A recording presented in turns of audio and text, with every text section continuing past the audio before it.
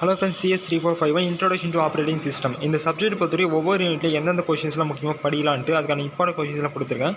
So வாங்க லைனாக பார்த்தலாம். ஃபஸ்ட்டு யூனிட் 1 பொறுத்தவரை இந்த சிஸ்டம் கால்ஸும் ஆப்ரேட்டிங் சிஸ்டம் இந்த ரெண்டு டாபிக்ஸ் நீங்கள் தர பண்ணிட்டாலே கண்டிப்பாக வந்து ஒரு கொஸ்டினோ இல்லை ரெண்டு கொஸ்டினோ எவ்வளோ தெரிஞ்ச மாதிரி வந்துடும். ஸோ அதனால் அதில் வரக்கூடிய சப் டாபிக்ஸ் எல்லாத்தையும் நல்லா பார்த்துங்க. ஃபார் எக்ஸாம்பிள் இப்போ ஆப்ரேட்டிங் சிஸ்டம்னா அதில் வரக்கூடிய அந்த ஸ்ட்ரக்சர், ஆப்ரேஷனு, சர்வீசஸ் இந்த மாதிரிலாம் இருக்கும். ஸோ எல்லாத்தையும் நல்லா பார்த்துங்க. ஸோ இந்த ரெண்டு கொஸ்டின் படிச்சுட்டு போய் ரிமைனிங் அந்த மூணாவது கொஸ்டின் நெக்ஸ்ட் பாருங்கள்.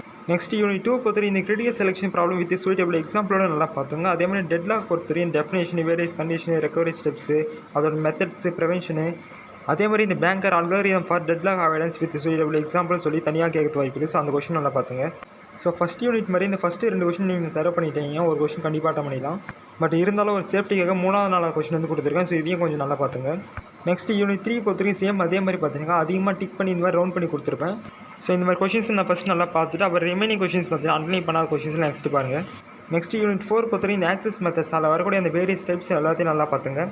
அதே மாதிரி இந்த டேரக்ட் ஸ்ட்ரக்சரில் இருக்கிற டைப்ஸ் எல்லாம் பார்த்துங்க. அதுலேருந்து எதனா ஒரு டைப்ஸ் வந்து பார்த்தீங்கன்னா எக்ஸ்பிளைன் பண்ண சொல்லிட்டு வாய்ப்பு இருக்குது.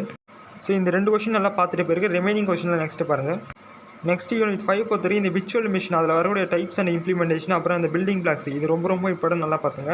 அதுக்கப்புறம் இந்த மொபைல் ஓஎஸில் வந்து அந்த iOS, ஆண்ட்ராய்டு இதிலே வந்து அந்த ஆண்ட்ராய்டு ஆர்கிடெக்சர் அந்த காம்போனன்ட் பற்றி கேட்க வாய்ப்பு இருக்குது. ஸோ நல்லா பார்த்துங்க.